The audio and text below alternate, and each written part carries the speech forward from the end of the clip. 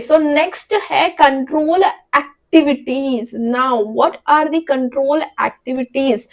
अब ये सब हम लोग क्या पढ़ रहे हैं, वापस से एक बार याद करो। हम पढ़ रहे हैं इंटरनल कंट्रोल के एलिमेंट्स को बहुत ही ज्यादा डीपली। तो उसमें अपन ने ऑलरेडी अभी तक पढ़ा कंट्रोल एनवायरनमेंट, एक पढ़ा अपन ने, और अपन ने क्या पढ़ा, एक और पढ़ा एंटिटीज बिजनेस रिस्क, फिर अपन ने पढ़ा इंफॉर्मेशन सिस्टम। अब अपन पढ़ रहे हैं कंट्रोल एक्टिविटीज।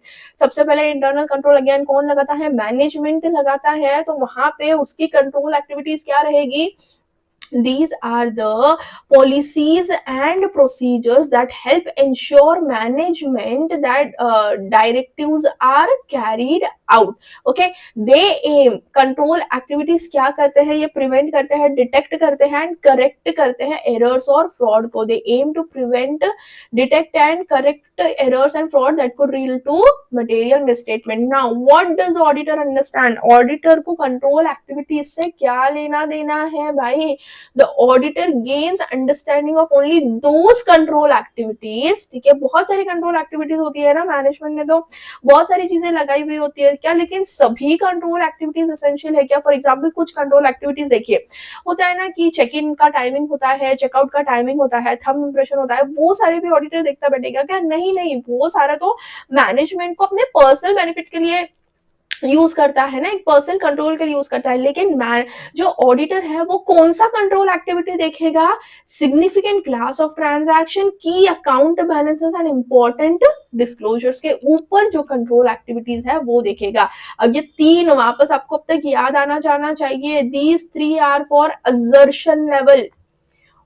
अपन ने पढ़ा था दो components, overall financial statement level and assertion level. Risk of material misstatement के दो कंपोनेंट होते हैं, ठीक है, overall financial level and assertion level. तो यहाँ पे कंट्रोल एक्टिविटीज में क्या आ रहा है, असर्शन लेवल आ रहा है, बिकॉज यहाँ पे बोला गया है auditor gain understanding of only those control activities that relate to significant class of transaction, key account balances and important disclosures. Now this help in assessing the risk of material misstatement. Absolutely. Types of control activities, types of control activities, किस किस type की control activities को देखेगा यहाँ पे auditor? सबसे पहला है परफॉर्मेंस रिव्यू, सेकंड है इंफॉर्मेशन प्रोसेसिंग, थर्ड है फिजिकल कंट्रोल्स, फोर्थ है सेग्रीगेशन ऑफ ड्यूटीज। ओके, तो चार चीजों को, चार टाइप के कंट्रोल एक्टिविटीज देखेगा ऑडिटर, या फिर चार टाइप के कंट्रोल एक्टिविटीज होते हैं। सबसे पहला है performance review, comparing actual versus budget. होता है ना कि हम लोग बजटेड एक प्रोजेक्टेड फाइनेंशियल स्टेटमेंट्स भी बनाते हैं, प्रोजेक्टेड पीएनएल अकाउंट के इस साल का हमारा एस्टिमेट कितना होता है, तो वो परफॉर्मेंस रिव्यू भी तो वो करते हैं ना मैनेजमेंट, कि अपन ने एस्टिमेट किया था 10 करोड़ का सेल टर्नओवर होगा, अभी हुआ है 11 करोड़ का, तो very good, we are on a plus side. ठीक है, then information processing, checks on data accuracy, program change control. Again क्या डेटा इनपुट हो रहा है, कैसे मेंटेनेंस ऑफ अकाउंट हो रहा है, कैसे आउटपुट हो रहा है, तो ये इंफॉर्मेशन प्रोसेसिंग के ऊपर भी तो कंट्रोल एनवायरनमेंट रहता है। जैसे होता है ना कि a person is into sales team, तो he can look after only sales वाला part, a person is into marketing, तो he can look only for marketing वाला part, a person is into accounting, तो he can look only accounting वाला part. तो हर एक को अपना अपना एक यूजर आईडी पासवर्ड दिया गया होता है ना, तो वैसे information processing. Then physical control, safeguarding assets via logs, password, again inventory accounts. ठीक है, कि अगर बहुत सारा इंपॉर्टेंट डॉक्यूमेंट्स होता है तो वो इंपॉर्टेंट डॉक्यूमेंट्स एक सेफ में रखा जाता है, जिसका जो एसेस करने का जो अथॉरिटी होती है वो कुछ पर्संस को ही होती है। फिर again segregation of duties, different people handle authorising, recording and custody of assets to reduce fraud risk, यानी कि यहाँ पे अलग अलग लोग अलग अलग चीजों का हैंडल करेंगे, एक ही पर्सन के हाथ में ऐसा नहीं होगा कि पावर होगी कि वो ए चीज भी हैंडल कर रहा है, बी चीज भी हैंडल कर रहा है, सी चीज भी हैंडल कर रहा है। There is always a segregation of duties to avoid the fraud. So these are the types of control activities. क्या क्या है? सबसे पहला परफॉर्मेंस रिव्यू, दूसरा है इंफॉर्मेशन प्रोसेसिंग, तीसरा है फिजिकल कंट्रोल्स एंड चौथा है सेफगार्डिंग और एफएसआर। अब हम आते हैं last and final element of internal control, which is monitoring on controls. What is monitoring controls? monitor करना क्या होता है आप बताएं मुझे। जैसे हम बचपन में हम करते थे ना, क्लास को मॉनिटर करना क्या होता है कि हम देखें भाई कौन कैसे कर रहा है, कौन मिसचीफ कर रहा है, तो मैम को जरूर नाम बताएंगे। तो again it's same, monitoring of controls is a process used to assess whether internal controls, क्या हुआ है इसको, assess whether internal controls are effective over time. It ensures control are operating as intended and modified as needed when conditions change. ठीक है, तो monitor करना क्या होता है कि जो कंट्रोल लगाए हुए हैं वो सही से चल रहे हैं या नहीं चल रहे हैं, whether internal controls are effective and modification अगर कुछ करने की जरूरत है तो क्या वो मॉडिफिकेशन हो रहे हैं अकॉर्डिंग टू द चेंजेस। तो एग्जैक्टली कैसे होता है, how is monitoring done, monitor को किया कैसे जाता है। तो सबसे पहले टाइप्स ऑफ मॉनिटरिंग, एक तो है ongoing activities and separate evaluation और कॉम्बिनेशन। ठीक है, तो ये जो मॉनिटर है ना, जो देख रेख है कि इंटरनल कंट्रोल कैसे चल रहा है, ये जो मॉनिटर है ना, ये करने के दो तरीके हैं। Types of monitoring is first is ongoing activities, ongoing मतलब क्या, basic day to day activities. Separate evaluation, separate evaluation मतलब क्या, conducted periodically independent of routine activities. ठीक है, जैसे कि इंटरनल ऑडिट। फिर कॉम्बिनेशन क्या है, most entities use a mix of both for better assurance. जैसे कि फॉर एग्जाम्पल अगर फाइनेंशियल स्टेटमेंट्स को मॉनिटर करना है तो वहां पे हर हफ्ते एक डेडलाइन होती है ना, देखो 15 दिन के बाद हमको ये आके इतना इतना अपडेट चाहिए, तो उसको बोलते हैं ongoing activities built into day to day operations. Supervise करता है कोई ना कोई, तो रेगुलर मैनेजर चेक करता है कि हाँ 8 दिन के बाद मुझे इस चीज का अपडेट चाहिए कि कितना काम हुआ है, कितना काम पेंडिंग है। ठीक है, ये हो गया ऑन गोइंग। एक होता है सेपरेट इवैल्यूएशन, यानी कि quarterly statement, semi annually statement. ठीक है, एक पूरा का पूरा इवैल्यूएशन ही किया जाएगा कि तुम मुझे पूरा क्वार्टर का रिपोर्ट बना के दो एंड उसके अकॉर्डिंगली हम देखेंगे कि सही तरीके से काम हो रहा है या नहीं हो रहा है। एंड कुछ एंटिटीज क्या करती है, दोनों का कॉम्बिनेशन भी बनाती है। ठीक है, तो मॉनिटरिंग का कंट्रोल के दो तीन टाइप्स है, first is ongoing, second is separate and the third is combination. Then now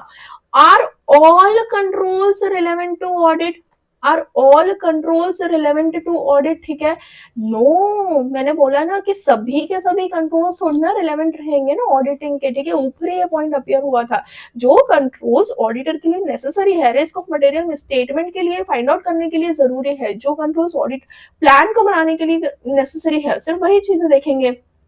तो यहाँ पे क्या है, an entity design controls to achieve its objectives related to financial reporting, operation and compliance. ठीक है, क्योंकि मैनेजमेंट कंट्रोल्स बनाता है तो जरूरी नहीं है कि ऑडिटर हर कंट्रोल को देखता रहे। ठीक है, एंटिटी क्यों डिजाइन करती है, क्योंकि एंटिटी को फाइनेंशियल रिपोर्टिंग भी चाहिए, उसके ऑपरेशंस भी सही से चाहिए और कॉम्प्लायंस भी होना चाहिए ना लॉज एंड रेगुलेशन से, इसलिए कंट्रोल बनाती है। However, not all controls are relevant to auditor's risk assessment. The auditor focuses only on controls that impact the financial reporting objectives, which could lead to risk of material misstatement, as I said. है ना, logical है ना, बिल्कुल। आप उतना ही काम देखोगे ना जो आपके रिलेवेंट है, बाकी के कंट्रोल्स को आप क्यों देखोगे। तो जितना रिलेवेंट है हमारे रिस्क ऑफ मटेरियल मिसस्टेटमेंट को फाइंड आउट करने के लिए फाइनेंशियल रिपोर्टिंग के हिसाब से हम उतने को ही देखेंगे। फिर अब factors affecting relevance of control, factors affecting relevance of control. So the auditor should consider whether a control alone or in combined with other is relevant to audit based on factors. अब ये auditor decide कैसे करेगा कि जो भी control लगाए हुए हैं उसमें से मेरे लिए कौन सा है ना, मेरे लिए कौन सा मुझे चेक करना चाहिए इतने सारे कंट्रोल्स में से। तो वो डिसाइड करता है कुछ बेसिस पर। पहला है मटेरियलिटी, दूसरा है फ्रीक्वेंसी एंड कॉम्प्लेक्सिटी, तीसरा है रिस्क ऑफ मिसस्टेटमेंट एंड चौथा है नेचर ऑफ कंट्रोल एंड पांचवा है व्हाट, कंट्रोल एनवायरनमेंट। ठीक है, तो कैसे डिसाइड करेगा कि मुझे कौन सा कंट्रोल चेक करना है। देखो फिर से मैं रिपीट कर रही हूँ, क्वेश्चंस को घुमा फिरा के पूछा जाता है, तो ऐसे ही कॉन्सेप्ट के साथ हमें पढ़ना चाहिए। क्वेश्चन में पूछेगा कि ऑडिटर को कौन सा कंट्रोल ऑडिटर को कंट्रोल चेक करना है, तो क्या बेसिस पे ऑडिटर कंट्रोल्स को चेक करेगा? तो आंसर है factors affecting relevance of control. तो यहाँ पे बहुत सारे बच्चे क्या करते आते हैं, कंपोनेंट्स ऑफ इंटरनल कंट्रोल लिख के आ जाता है। भाई इंटरनल कंट्रोल के कंपोनेंट्स मैनेजमेंट देखता है, राइट? इंटरनल कंट्रोल मैनेजमेंट लगाता है। आपको पूछा है ऑडिटर के पर्सपेक्टिव से कि कौन से फैक्टर्स है इन रिलेवेंस ऑफ कंट्रोल, ठीक है? तो इस तरीके से क्वेश्चन बिल्डअप होते हैं। सबसे पहला क्या है, materiality, whether the control affect significant transaction, balances and disclosures, ठीक है? अगेन ये तीन वर्ड याद रखो, transaction, balances and disclosure, frequency and complexity, how often the control operates and how complex it is. Next, risk of misstatement, if the control addresses areas prone to risk or prone to errors or fraud. Nature of control, whether it's preventive or detective, manual or automated, ठीक है? जैसे nature of control क्या होता है, जैसे कि कुछ control होता है ना जो प्रिवेंटिव होता है ना, और कुछ होता है कि कुछ जो डिटेक्ट करने के लिए जो कंट्रोल लगाया हुआ था। एक होता है कि प्रिवेंट ही करना है, रिस्क को प्रिवेंट करना है, ठीक है? तो होने से पहले ही हम लोग कुछ कंट्रोल्स लगा देते हैं। एक होता है रिस्क हो चुका है, मतलब फ्रॉड हो चुका है, अब उसको डिटेक्ट करने के लिए हम लोग के जो है वो कंट्रोल लगा रहे हैं। तो नेचर ऑफ कंट्रोल पे भी बहुत सारी चीजें होती है डिपेंडेंट। फिर कंट्रोल एनवायरनमेंट के ऊपर भी तो होती है ना कि whether the entity has a strong ethical governance and oversight culture. अगर कंट्रोल एनवायरनमेंट बहुत ज्यादा स्ट्रांग रहता है तो वहां पे उस हिसाब से ही ऑडिटर डिसाइड करता है कि उसका लाइक इफेक्ट क्या होगा फाइनेंशियल स्टेटमेंट्स पे and risk of material misstatement पे। तो factor affecting relevance of control यानी कि क्या होता है यहाँ पे कि ऑडिटर क्या बेसिस पे चेक करेगा कि कौन से कंट्रोल को उसको चेक करना चाहिए, कितना भाव देना चाहिए, कितना नहीं देना चाहिए। सबसे पहला है मटेरियलिटी, दूसरा है फ्रीक्वेंसी एंड कॉम्प्लेक्सिटी, तीसरा है रिस्क ऑफ मिसस्टेटमेंट, चौथा है नेचर ऑफ कंट्रोल एंड पांचवा है कंट्रोल एनवायरनमेंट। अब next, controls over completeness and accuracy of information, ठीक है? ये अलग पॉइंट है अभी, ठीक है? ये है ना आपका जो पॉइंट है वो अलग पॉइंट है। अब ये कंट्रोल आपको बताया जा रहा है over completeness and accuracy of information, यानी कि फाइनेंशियल स्टेटमेंट्स के रिलेटेड आपको ये पॉइंट दिया हुआ है। Control that ensure information produced by the entity is complete and accurate are crucial if the auditor plans to rely on such information to design और perform further audit procedures. Example, when auditing revenue using standard prices multiplied by sales volume, the auditor needs to check if price data is accurate and if sales volume data is complete and accurate. See, simple is कि यहाँ पे example दिया हुआ है कि for example when auditor revenue को अगर audit कर रहा है, ठीक है, तो वहां पे कंट्रोल क्या लगाया हुआ है कि standard prices multiplied into sales volume, ठीक है? ऑडिट अगर ऑफ कोर्स ना क्वांटिटी इनटू जितना सेल्स हुआ है ना, प्राइस इनटू जितना सेल्स हुआ है, क्वांटिटी हुआ है, ठीक है? यही होगा। तो यहाँ पे ऑडिटर क्या चेक करेगा, प्राइस सही होना चाहिए, क्वांटिटी सही होनी चाहिए, है ना? तो दोनों को चेक करेंगे तो सेल्स फिगर सही आ जाएगा। सेम ही चीज दी हुई है कि completeness and accuracy of price information. Completeness यानी कि क्या, क्वांटिटी कितना, अगर मान लो 1000 यूनिट सेल हुए तो पूरे 1000 यूनिट एक्यूरेट आना चाहिए वहां पे। कंप्लीटनेस, क्वांटिटी एंड एक्यूरेसी यानी कि क्या, अगर 100 रुपया प्राइस है वहां का तो 100 रुपया ही अपियर होना चाहिए, 99.09 भी अपियर नहीं होना चाहिए, ठीक है? तो वो होता है completeness and accuracy of information. Quantity भी पूरी अपियर होनी चाहिए और एक्यूरेसी यानी कि प्राइस भी बिल्कुल सही होना चाहिए। Other point is like even control aimed at operations और compliance objective can become relevant if the affected data the auditor uses for audit procedures. Now ये क्या था, control over completeness and accuracy of information था। अब हम पढ़ेंगे internal control over safeguarding of asset. Safeguarding of asset यानी कि क्या, safeguarding of asset is nothing but कि जो भी एसेट्स कंपनी के होते हैं वो सेफ गार्डेड है या नहीं, उसके related internal control. Controls over safeguarding of asset protect them from unauthorised acquisition, use और डिस्पोजल। यानी कि मान लीजिए अब होता है ना बहुत बार कि भाई कंपनी का कोई मशीन है लेकिन वो घर के लिए यूज किया जाता है, तो ऐसा नहीं होना चाहिए, क्योंकि उसका परचेज कॉस्ट डाला है, एक्विजिशन कॉस्ट डाला है कंपनी में, तो वो कंपनी ही यूज करनी चाहिए ना। ऐसा बहुत बार होता है ना, कुछ कुछ वेबसाइट अपन ले लेते हैं कंपनी के नाम पे, कंपनी के नाम पे अपन गाड़ी ले लेते हैं, लेकिन पर्सनल यूज के लिए यूज करते हैं, तो वो चीजें नहीं होनी चाहिए। इसलिए हम लोग देखते हैं internal control over safeguarding of asset, ठीक है, ताकि वो अनऑथराइज्ड एक्विजिशन, यूज और डिस्पोजल हम लोग कंट्रोल कर सके। These control may address both financial reporting and operation objectives. Relevance to audit. Auditor generally focus only on safeguarding controls that affect the reliability of financial reporting. तो हम सिर्फ उसी चीज को ऑडिटर देखेगा मेजरली जो कि अफेक्ट करता है reliability of financial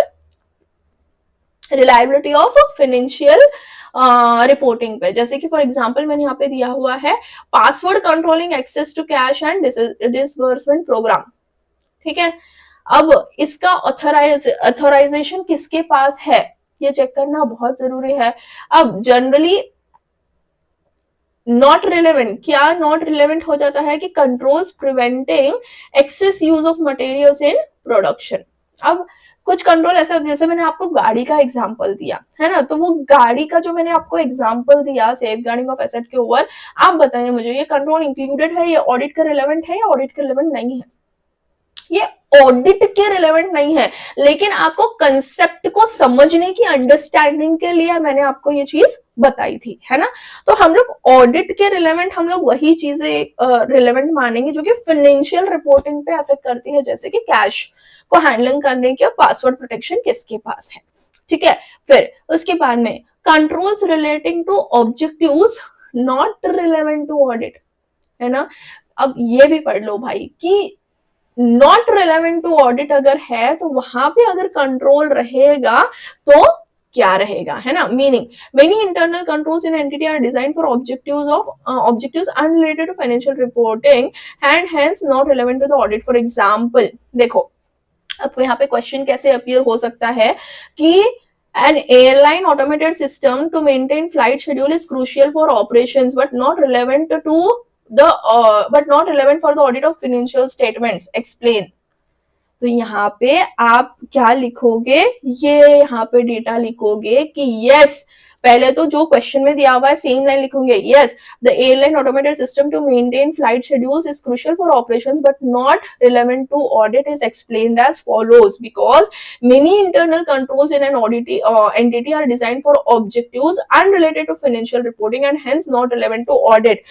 Auditor look after the objectives which are only relevant to the audit, ठीक है। तो आप इस टाइप से क्वेश्चन के आंसर को फ्रेम करोगे। Even though internal control span across the entities units and processes the auditor understanding is limited to what is relevant to financial reporting.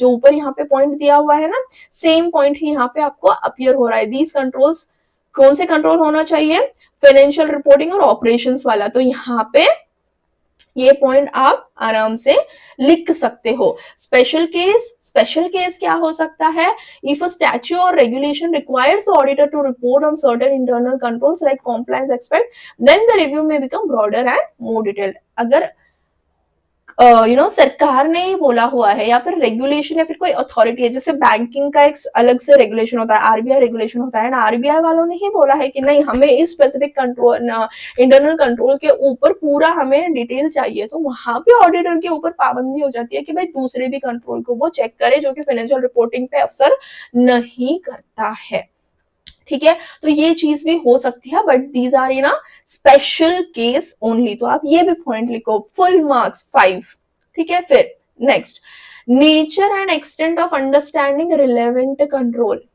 ठीक है। Nature and extent of understanding relevant control, what is it?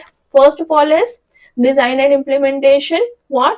Auditor first evaluates whether a control is properly designed. Can it effectively prevent or detect or correct material misstatement? If a control is poorly designed, assessing its implementation is meaningless. मतलब कोई भी control relevant कितने हद तक है ये कैसे पता चलेगा कि पहले तो देखो कि कंट्रोल प्रॉपरली डिजाइन किया हुआ है क्या, किसके हाथ में कंट्रोल है ना।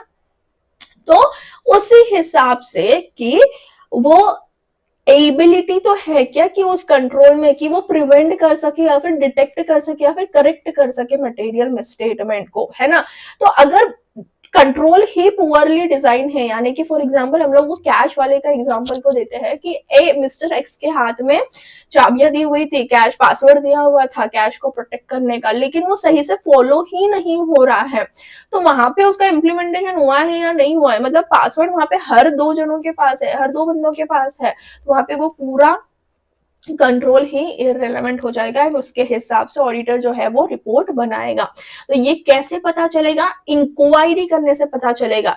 Inquiry asking management staff alone is not enough, auditor also perform procedures like observation और इंस्पेक्शन ऑफ डॉक्यूमेंट। होता है ना, अगर हमने बोला है हमारे कंट्रोल में कि एक मिस्टर एक्स है जिसके पास पासवर्ड रहता है कैश का, तो जब भी कैश इनफ्लो होता है या फिर आउटफ्लो होता है तो कुछ बिलिंग होता है, तो मिस्टर एक्स का ही साइन है क्या बिलिंग डॉक्यूमेंट पे, ये चेक करो।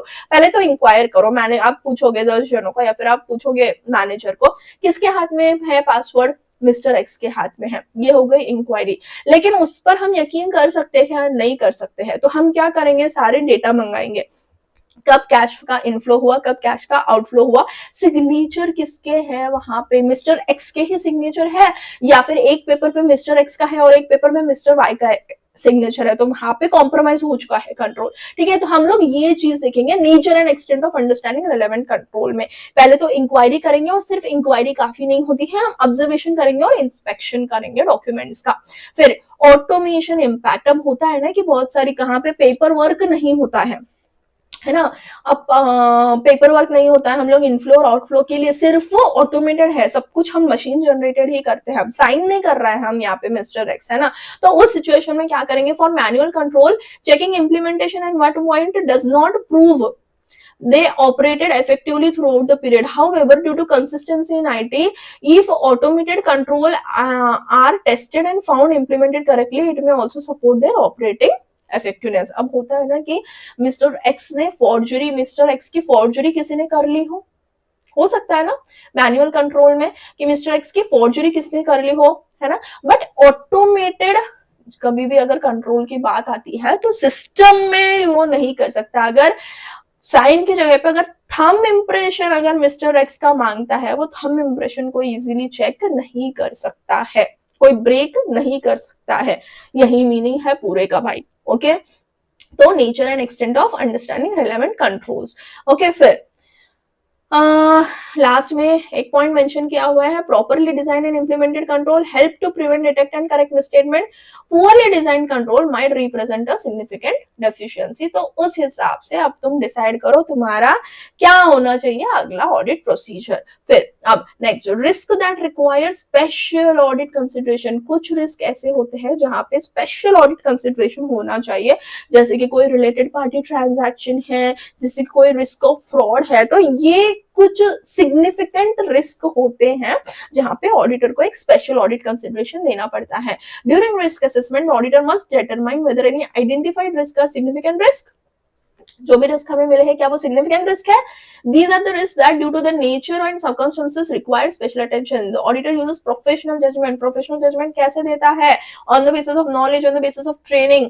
Okay, ये पॉइंट्स अपन ने ऑलरेडी कवर किए थे, 3 पॉइंट थे, है ना। Professional judgement on the basis of knowledge, training and experience. The auditor uses his professional judgment to decide whether what is a significant risk. Significant risk क्या है ये प्रोफेशनल जजमेंट पे वो डिसाइड करेगा और उस सिग्निफिकेंट रिस्क को वो स्पेशल ऑडिट कंसिडर करेगा। ठीक है, स्पेशल ऑडिट कंसिडरेशन देगा। तो अब ऐसा क्या चीजें है कि ऑडिटर सिग्निफिकेंट रिस्क बोलेगा। ठीक है, ये अगर रिस्क है तो उसको सिग्निफिकेंट रिस्क बोलेगा, ऐसा वो आइडेंटिफाई क्या करेगा। तो points considered while identifying significant risk, ऐसे कौन सा रिस्क है जिसको ऑडिटर सिग्निफिकेंट रिस्क कह सकता है और वो स्पेशल ऑडिट कंसिडरेशन के अंडर आ सकते हैं। सबसे पहला तो है रिस्क ऑफ फ्रॉड, दूसरा है रिसेंट डेवलपमेंट्स, तीसरा है कॉम्प्लेक्सिटी ऑफ ट्रांजैक्शंस, चौथा है रिलेटेड पार्टी ट्रांजैक्शंस, पांचवा है डिग्री ऑफ सब्जेक्टिविटी। ठीक है, तो सिग्निफिकेंट रिस्क कंसिडर करने के लिए क्या चीजें हैं? सबसे पहले Points considered while identifying significant risk is risk of fraud, whether the risk arises due to possibility of fraud, since fraud risk inherently demand greater audit attention, of course. Then recent development, whether the risk is linked to a new economic or accounting development such as changes in regulatory framework which may impact how transactions are recorded or disclose. Complexity of transaction, अगर ज्यादा complex है कोई transaction तो वहां पे significant risk हो सकता है. देन रिलेटेड पार्टी ट्रांजैक्शंस, अगर रिलेटेड पार्टी ट्रांजैक्शंस है ना तो वहां पे डिस्क्लोजर भी देना है पड़ता है अकाउंटिंग स्टैंडर्ड के हिसाब से. तो वहां पे आर्म्स लेंथ के हिसाब से वो ट्रांजैक्शन हुआ है या नहीं हुआ है, मतलब कि जो एक्चुअल ट्रांजैक्शन होना है वही हुआ है या नहीं हुआ है, ये सिग्निफिकेंट रिस्क माना जाता है. डिग्री ऑफ सब्जेक्टिविटी जैसे कि कुछ कैलकुलेशंस ऐसे होते हैं जो सब्जेक्टिव होते हैं, यानी कि अलग अलग पर्सन के हिसाब से वो डिफर कर सकते हैं, मेजरमेंट में डिफरेंस आ सकता है. तो अगर कुछ ऐसे कॉम्प्लेक्स ट्रांजैक्शंस है, ठीक है, जहां पे सब्जेक्टिविटी इंक्लूड है तो वो सिग्निफिकेंट रिस्क हो सकता है. तो यहाँ पे ऑडिटर को क्या देखना चाहिए, ऑडिटर कौन से रिस्क को सिग्निफिकेंट रिस्क बोलेगा, जहां पे रिस्क ऑफ फ्रॉड है, रिसेंट डेवलपमेंट है, कॉम्प्लेक्सिटी ऑफ ट्रांजैक्शन है, रिलेटेड पार्टी ट्रांजैक्शन है एंड डिग्री ऑफ सब्जेक्टिविटी है. तो अगर ये सिग्निफिकेंट रिस्क रहता है तो ऑडिटर क्या करेगा, स्पेशल ऑडिट कंसिडरेशन देगा. Okay, now significant risks are those that due to their inherent nature and circumstances demand auditor special attention. These influence the nature, timing and extent of audit procedures, of course. Now identifying significant risk, in risk को identify कैसे करें, risk of fraud को identify कैसे करें, related party transaction को identify कैसे करें, कैसे क्या होगा. तो सिग्निफिकेंट नॉन रूटीन ट्रांजैक्शन को देखो. जजमेंटल मैटर्स, मतलब जो भी जजमेंटल मैटर्स है उनको देखो कि वहां पे कोई सब्जेक्टिविटी की वजह से तो रिस्क नहीं है, है ना. तो ऊपर वाले पॉइंट से ही ये पॉइंट कनेक्टेड है, ठीक है. पहले तो अपन ने देखा कि कौन से ऐसे फैक्टर्स है जहां पे सिग्निफिकेंट रिस्क हो सकते हैं, ठीक है. अब वो सिग्निफिकेंट रिस्क को आइडेंटिफाई कैसे करेगा, रिस्क ऑफ फ्रॉड को आइडेंटिफाई कैसा करेगा auditor. Significant risk typically relate to significant non routine transactions और जजमेंट मैटर्स. अब रिस्क ऑफ फ्रॉड है, फ्रॉड क्या रोज उठ के हर आदमी करेगा, नहीं करेगा भाई. It's a non routine transactions, साल में एक बार, 10 साल में एक बार ही फ्रॉड होता है, उसी में दिवाला निकल जाता है कंपनी का, है ना. तो वहां पे कुछ ऐसे ट्रांजैक्शंस, नॉन रूटीन ट्रांजैक्शंस है जो कि सिग्निफिकेंट है. For example, significant non-routine transactions are unusual either due to their size or nature and occur infrequently. For example, a major acquisition or disposal. Acquisition और डिस्पोजल बार बार होता है क्या, नहीं होता है, लेकिन ये सिग्निफिकेंट नॉन रूटीन ट्रांजैक्शंस होता है तो वहां पे स्पेशल ऑडिट कंसिडरेशन दो, ये सिग्निफिकेंट रिस्क तो नहीं है, ठीक है. फिर judgemental matters involve areas requiring significant estimates और management assumption whether often where there is high measurement uncertainty, impairment, fair value estimates. Again accounting standard से रिलेटेड है आपका ये. Significant risk are considered to have both a higher likelihood of occurrence and higher magnitude of potential misstatement. Therefore assertions linked to these are treated as very higher inherent risk requiring more rigorous audit procedures. तो जो भी ये significant risk को identify करने का जो procedures है ना, तो वो बहुत ज्यादा तगड़े होने चाहिए, क्योंकि वहां पे चांसेस है कि इनहेरेंट रिस्क ऑलरेडी वहां पे एग्जिस्ट कर रहा हो, ठीक है. फिर risk of material misstatement is greater for significant non routine transactions, ठीक है. सिग्निफिकेंट नॉन रूटीन ट्रांजैक्शंस कहां पे आया, यहां पे आया भाई. ओके, तो सिग्निफिकेंट नॉन रूटीन ट्रांजैक्शंस का जो रिस्क ऑफ मटेरियल मिसस्टेटमेंट होता है वो बहुत ज्यादा होता है. अभी वापस से कनेक्ट करते आओ पॉइंट्स को. क्या पढ़ रहे थे हम लोग अभी तक पढ़ रहे थे risk that require special audit consideration. तो which are the kind of risk which require special audit consideration, significant risk require special audit consideration. अब सिग्निफिकेंट रिस्क किस टाइप के हो सकते हैं? 5 टाइप के हो सकते हैं। Risk of fraud, recent development, complexity of transaction, related party transaction, degree of subjectivity. लेकिन इन सिग्निफिकेंट रिस्क को आइडेंटिफाई कैसे किया जाएगा?